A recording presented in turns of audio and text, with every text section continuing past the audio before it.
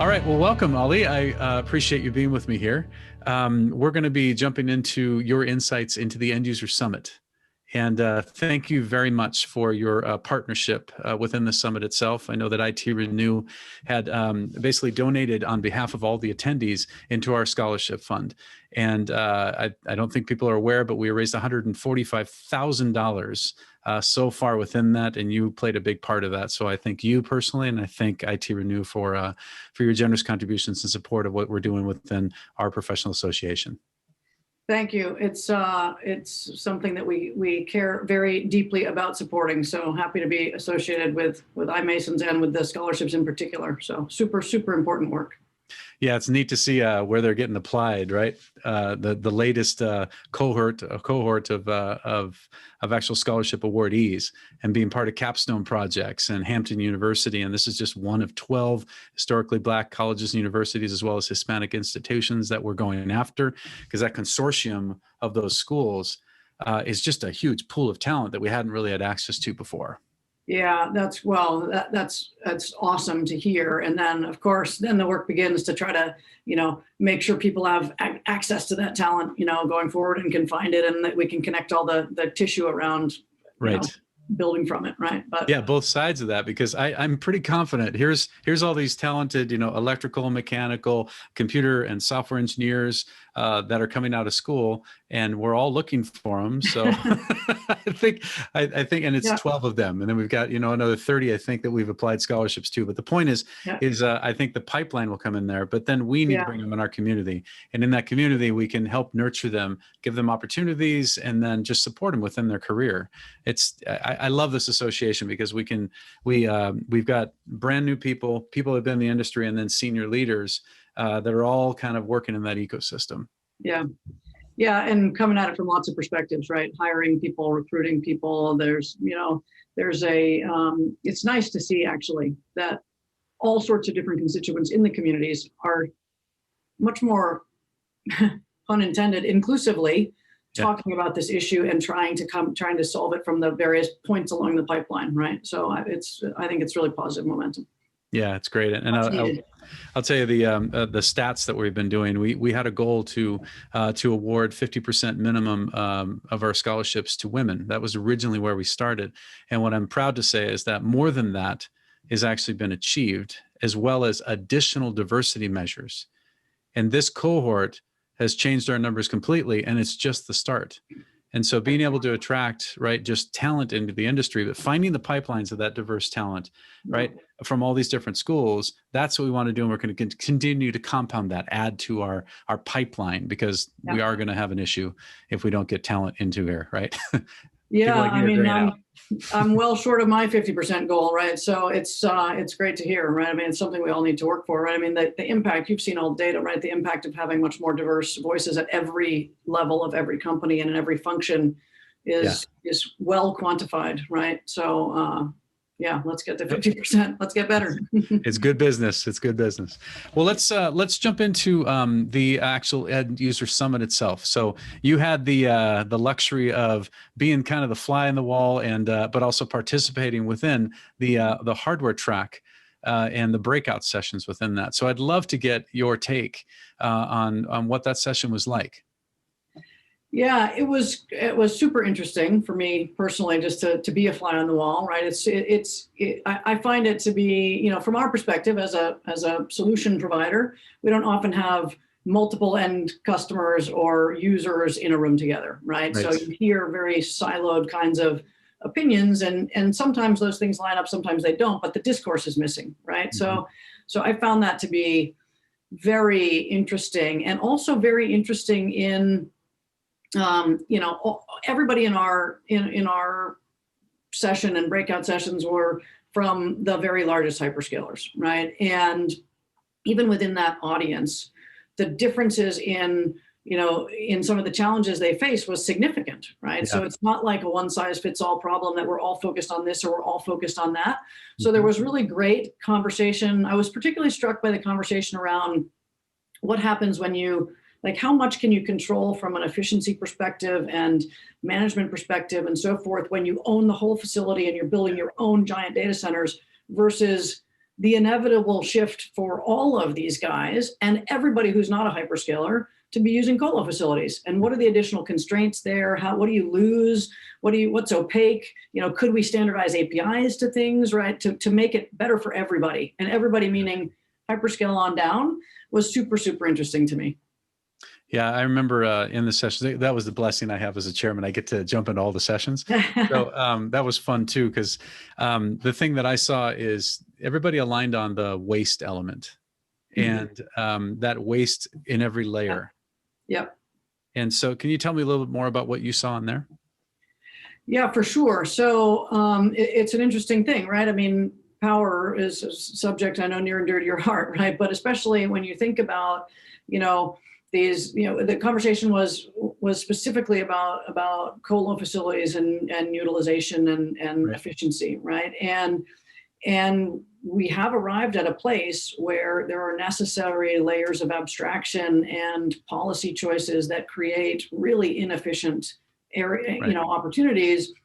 And then there's a question about, okay, well, whose SLAs, whose policies, who's motivated to change, how technically can you change it? What are the solutions to mitigating some of those necessary levels or presumably historically necessary levels of buffer, right? So the power piece was especially kind of at the forefront of the discussion we had in that context.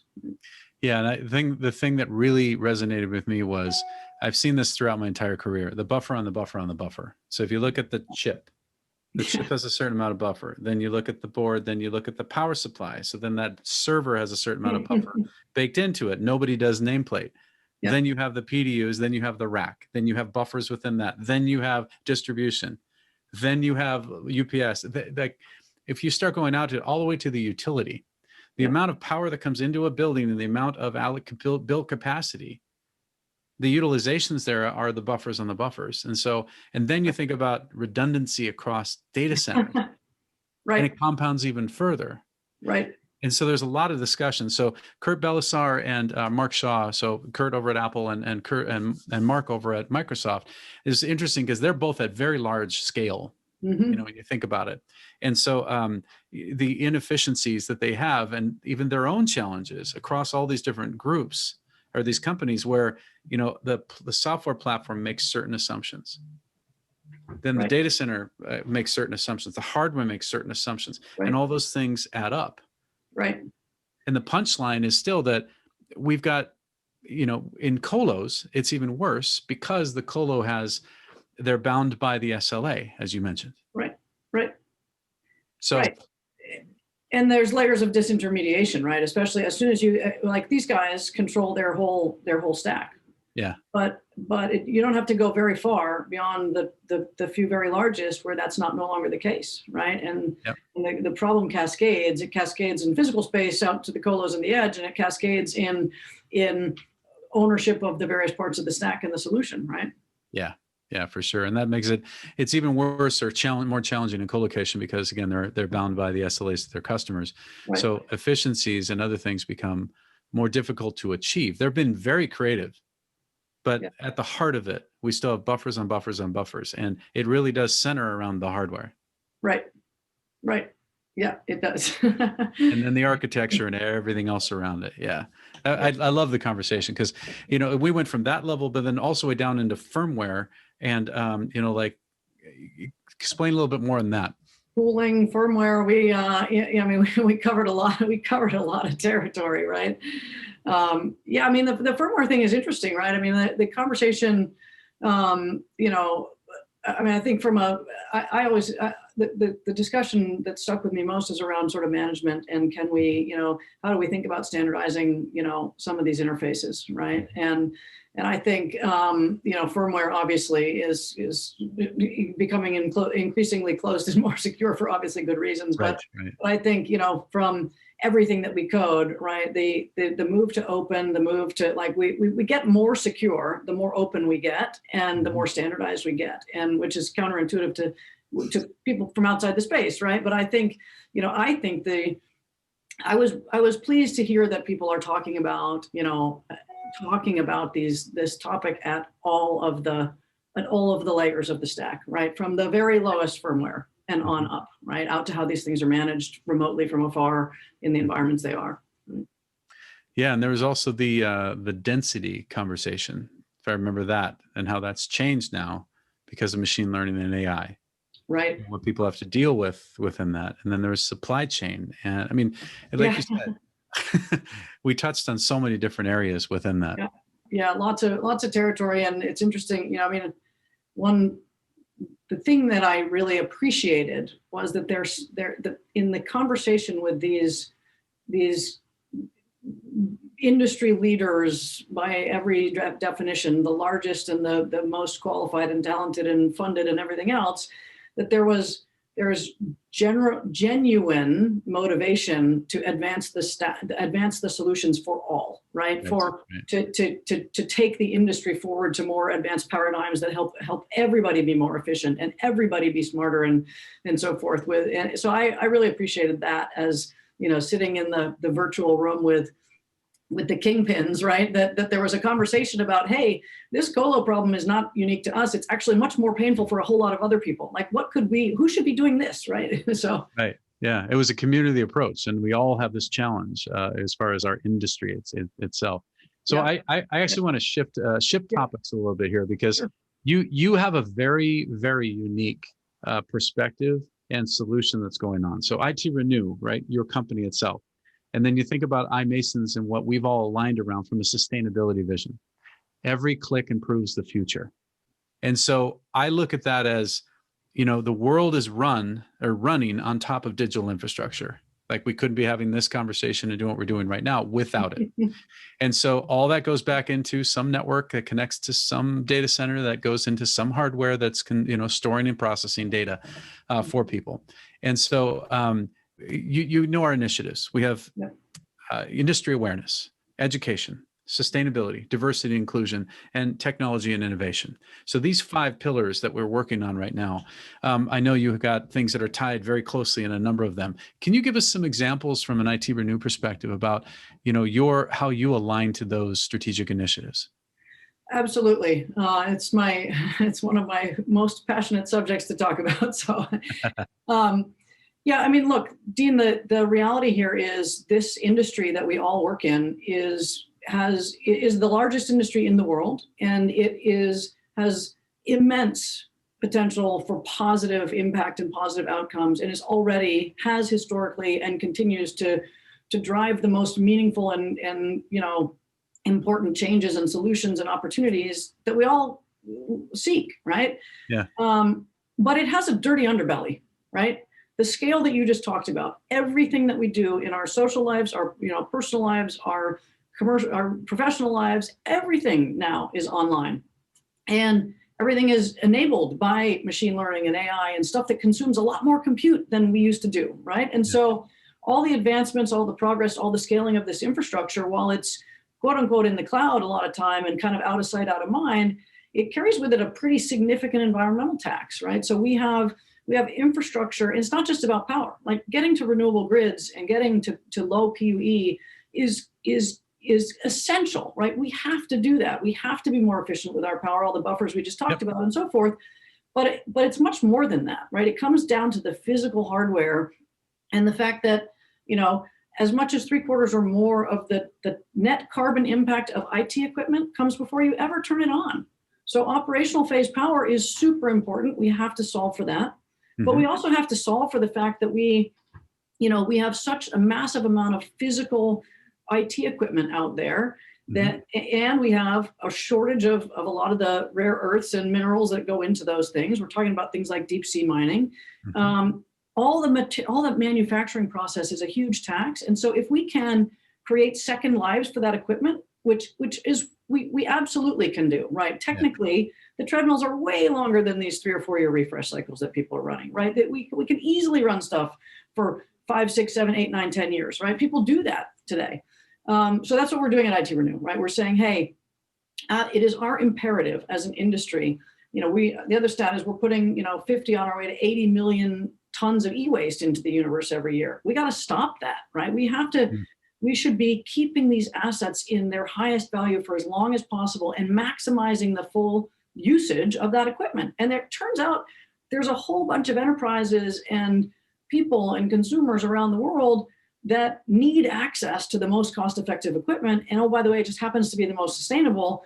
So there's, I think transformation to a global circular IT hardware industry is the next thing, right? We got to get to renewables, and then we got to get to circular, right? And so that's what we're trying to do at ITRenew, is take this best-in-class hyperscale equipment that all those big guys use, that you necessarily need to refresh fast, but everybody else suddenly can have access to all of your innovation super cost effectively and without having to manufacture anything new, right? Yeah. So that's what we're trying to do, and it's certainly aligned with the sustainability mission of iMasons. Absolutely, absolutely. And I'm gonna dumb this down a little bit, okay? Because I'm not sure if people have had the same exposure or levels of exposure to what circular economy is. Sure. Okay, and then the refresh cycles of equipment. Yeah. Because when we opened up, we were talking about the buffers and the buffers. Yeah. So first off, the equipment that's deployed is not fully utilized. We know that, and we've got to increase utilization of that equipment. But also, it has a short life. Right. 3-year refresh cycle, and then what happens to it? Right. Right? Then people buy more. And so underutilized, short life, more of it. Right. So can you just tell me a little bit more about the circular economy and the impact of what you're talking about, the actual measurements that changes here? Yeah, absolutely. So theoretical perspective, circular economy says our systems should not be linear. They should not be take, make, dispose. They should be kind of regenerative and circular by design, right? Mm-hmm. Very much like the natural world, right? And so what that means in our case is you keep, the theory is keep assets in their highest utility value and their most initial purpose for as long as possible. And only when they've completely exhausted their potential in that incarnation, you cascade them into some slightly degraded form of life and do so incrementally, right? So you're keeping things in their highest form for as long as possible. What that means in the data center industry is, you're correct. Hyperscale companies refresh equipment at very rapid rates, in many cases for very good reasons. Mm-hmm. But the rest of the world doesn't have those same demands and characteristics. And so they can take advantage. The idea here is that maybe they can take advantage of the remaining life. So what it means tactically is we work with our hyperscale partners to orchestrate these circular pathways, starting with internal reuse. So that's the best thing to do. Keep it in its highest value, cascade it to a secondary workflow, cascade some spares internally, right? Don't send them anywhere else. Use them again. That's a great thing to do. Yeah. But the reality is for hyperscalers, that's a minority of the equipment, right? So what happens next is, well, let me start with what used to happen. What used to happen is that in the world of proprietary systems, it was impossible to do much in terms of manipulation and remanufacturing with this equipment. So you basically just harvested the valuable components and recycled the rest, right? Which is nice, and it's the least worst, right? That's the least worst. The least worst, yeah. In between there's all these much more interesting things to do, right? Starting with, hey, I have a rack of equipment. It has a lot of remaining life on it. Why don't I try to sell it as a rack? Give it a new life as a rack, right? Now, of course, there's some transformation you have to do because what the hyperscalers designed for themselves doesn't exactly meet the needs of the global markets, right? You have to do some software certification, you have to do some power adaptation, you have to do some storage configuration, may have to do something different with networking and so forth, but it's still a rack. So you're keeping that entire 2,000 pounds out of the waste stream, right? And selling it to somebody else who can then use it for another 3 to 6 years at least, right? And then there's the second thing is, well, there's still territory between racks and components because we have this big thing called edge that is going to explode. And edge just needs storage and compute resources. They might not be in racks. They might be in racks, in containers or something, or they might not be in racks, but they might be 4 compute nodes in some ruggedized chassis. They might be who knows what. They might be in cell towers. They might be in street lamps. They might, who knows? But it's a server, right? It's a server. And so that's the idea of the circular economy in the data center industry is keep this stuff in circulation for as long as possible and do so without any compromise to performance. Mm-hmm. So what we're trying to do is say, we can put building blocks together in a way that meet your needs, whether that target metric is containers, users, cores, IOPS, whatever it is. Let us put the building blocks together for you and we'll deliver, outcomes per dollar at the best possible level. Don't worry about the building blocks and don't worry about the life because we'll fully warranty it and support it, right? And it's only with those no compromises to the support and warranty and performance that the model works. But the good news is it works, right? I mean, we're at a place with massive volumes of open hardware that can be supported, warranted, reconfigured in a way that was never possible before. Yeah. You know, what comes to mind for me is one person's trash is another person's treasure. Right? So this waste stream coming out of the hyperscalers is turning into an actual supply chain by skipping the supply chain. That's right. So if I remember the numbers that you've told me before, it's a 70% reduction in carbon, right? Embedded carbon by repurposing, renewing this equipment and giving it a life. That's right, because you're deferring that much. It's you know, the common use case that we've modeled a number of different scenarios, but the 75% number comes from a very common scenario of, you know, mine the minerals where they are in various parts of the world, manufacture components in China, assemble systems and servers and racks in Eastern Europe and deploy them in the Nordics. That's a very common model among these hyperscalers right now, right? Yeah. Mm-hmm. And in that scenario, factoring in all of the logistics, all of the different, you know, modes of manufacturing and you know, power at all phases, grid mixes and so forth, 75% plus of the carbon impact comes from the manufacturing phase. So when we go circular, we avoid that. Yep. That piece goes away, right? At least it gets deferred for a number of years. So if we can kick the can down the road for 10 years, that's a good thing. That's a huge thing. And I think the other thing that people need to probably understand is, first off, there's a sustainability side from an environmental impact standpoint. You've just avoided 70% of embedded carbon by now turning this back in. But on top of it, it's actually a price value for performance as well, correct? Yeah, this is like somebody who likes to build companies and go to market, right? This is like the greatest win-win-win that ever existed, right? Because the hyperscale guys are motivated to help make it work. And the reason is because when I sell a rack versus components, I return them a lot more money, right? There's a lot more value in a rack than the components that need to get remanufactured into something. Right. So the hyperscalers are motivated, they recover more value, and they do the right thing from a sustainability perspective, which they are increasingly inclined to do. Yeah. And then on the downstream side, global telcos, tier 2 and 3 cloud service providers, enterprises, they're all like, hey, wait a minute, I can have that hyperscale technology normalized to the performance of a new system, and I can get it for something on the order of 50% of the cost from a total cost of ownership perspective, including the fact that it's a little older and it might be slightly less efficient, slightly, maybe, right? And so all that factored in, you got upstream financial motivation, you have downstream financial motivation where people's budgets go twice as far and they get access to technology they wouldn't otherwise have. Mm-hmm. And then the third one is the global stakeholders, right? From a sustainability perspective, we have a dirty underbelly to this industry, and the onus is on us to fix it. Yeah. Right? Yeah. And I think there's one other thing here that you haven't mentioned yet, which is standardization and scale. Yep. I mean, the whole fact that if I needed to buy 10,000 servers in OCP format version 2, I can get that from you. Yep. Yes, you right? can. Yes. Or more. And then so for me is, first off, okay, 70% carbon reduction, 50% on the dollar when it comes down to performance for per dollar. And then you look at it saying, I could actually get that at scale, and I could get it in a short window because everybody's fighting for components and delivery times right now. And it's standardized. Yep. So I think your tagline here, you can get hyperscale for the common person, I think, right? Yeah, well, we talk about it as democratizing access, right? And it's proven hyperscale technology made useful and usable for all, right? And that's exactly right. I mean, the key things that have come together to enable this is open hardware, massive volumes, right?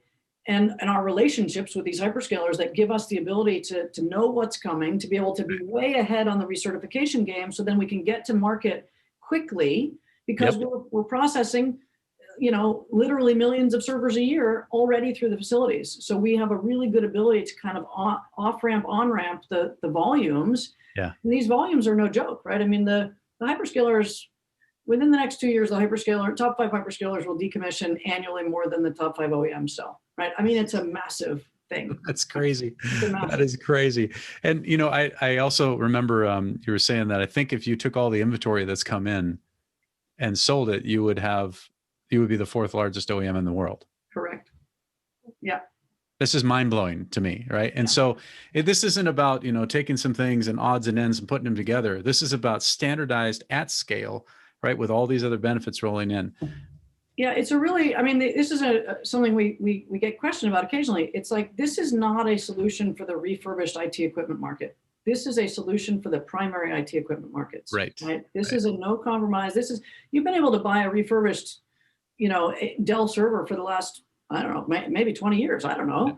eBay. But you can get, you sold them. We sold a lot of them, yeah. But you can still get them. But I can get 10 today of this thing, and next month might I need 10 more, and I can't get that one anymore. Now I got to have something different. Right. And then the next quarter, now I need 100. Oh, I got to buy some HPE because I can't get that Dell thing anymore. And so you end up with these you're getting it for cheap, but maybe or maybe not, it's warranted and supported, and it's certainly not designed for your needs, and it's certainly not dependably available at the scale that we're talking about here. Yeah. And that's the difference, is like we can commit, like I can commit homogenous tens or hundreds of thousands of servers to people, right? I mean, because we know what's coming, and we know, and we say, oh, you need this different storage, you need this different thing, we can do that, no problem. Yep. So what I love about this story is because we leave our companies at the door. But also what we do in iMasons is aggregate and amplify the good work of the people and the companies, right, that are in our community. And I love this tie to your sustainability, right, passion, because it is core to the nature of your business. It's what you do. Right. You're creating the circular economy with one waste stream, turning it back into a value proposition that I think nobody can really ignore in the end of it, because it's going to be cheaper and less carbon, and it's going to be performing the same, and you can get it faster. Right. Yeah, I mean, that's pretty powerful. Really, really, it just requires, this is part of the community getting like excited about things and so forth, right? It requires people to say, I'm going to maybe question some of my old assumptions that I always need the latest and greatest thing. Maybe I don't need that, right? Maybe if I can get to my outcome, the same outcome more cost effectively, maybe I can spend my time and energy on something else. Like, this problem is solved, right? Yeah. And I go back to our original opening conversation about the waste and the utilizations on that equipment. And so you think about it, we buy Ferraris to drive to work, basically. Exactly. And or we buy buses with 2 seats filled. And so you think about that right sizing and matching, being able to take that other waste stream and turn it back into something that can be usable is really powerful. And then when you start to now say, if we can increase those utilizations and get that back up, it just compounds the benefit. Absolutely. It gets better and better and better, because we're really looking at it end to end, that full life cycle. Yep. And to me, that goes to pillar number 5 on our sustainability vision: radical innovation. Radical innovation is tied to rethinking how you've done things in the past. Right. You have to change the norm. Right. And that's what this is about, right? I mean, that's where I definitely see a wide kind of cross-section of the way people approach how they think about hardware and infrastructure and so forth. But the people who are thinking about 5 years from now and not, this month and my testing in my lab right now and so forth, but they're thinking about what they've learned from the public cloud experience in terms of simplicity, ease of use, all-in-one, easy button compute. They've learned from that, but they still need to run their own infrastructure for very good reasons in, colos and so forth, whether that's data governance reasons, latency reasons, whatever. They still need, there's going to be a large portion of compute that's still run in a lot of places forever, right? And so, but they want to say, I want that ease, I want it as cheaply as possible, and I don't want to worry about the rest. And I'm willing to question not only the way I've always done things, some of the relationships I have and so forth. Like, what's my new ecosystem? What's the 2025 ecosystem, right? What's the 2030 ecosystem look like? How am I going to do things then? And we're seeing people who are receptive to and are forward thinking say, wait a minute, I'm changing the envelope of conversation. I'm trying to solve a problem up here. I don't want to play down here. I don't want to be in the weeds anymore. I want to solve this problem, right? And it is, to your point, it's every layer of the stack, and it's very much an ecosystem play. Like, we're a hardware provider. We need software partners. We need power partners. We need, we need lots of stuff to make the solutions, but that's that's the fun part of this, right? There's interesting new pieces coming together for a technology playing field that doesn't look at all like it looked 5 years ago, or it will look 5 years from now. Yeah. Yeah. And we are contributing to the sustainability, right, initiative by embracing the new way that this can be done. Yeah. Because like I've been in this industry a long time, and 31 years now, right? And I remember the conversation with a guy named David Douglas, and he was the chief sustainability officer at Sun Microsystems back in the day. Okay, Yeah. so think about 2008, 2009, and they were way ahead of their time. And that whole thing about ecology and economics, what you just walked through, is you have to actually have one in for the sake of the other. It has to be cheap, but it can't be, environmentally friendly. It has to be environmentally friendly. I'll have to pay more money. Right. What you just walked through is a circular economy equivalent of I can get my cake and eat it too. That's right. And it's a huge difference, right? It's a huge difference from, I mean, the sustainability officers from 2008, from even, I would argue, 2015, didn't have a whole lot of influence, right? Because it was always it's going to be slightly less convenient. It's going to be slightly more expensive to do the right thing. And candidly, we operate in the interest of, the Royal, we operate in the interest of shareholders, not stakeholders, and with very short-termitis. And so I can't do that thing. And I think we've seen the global stage look a lot, evolve significantly in terms of people's legitimate interest in sustainability, and not just, you see this from the top on Wall Street, right? Look at Larry Fink at BlackRock, right?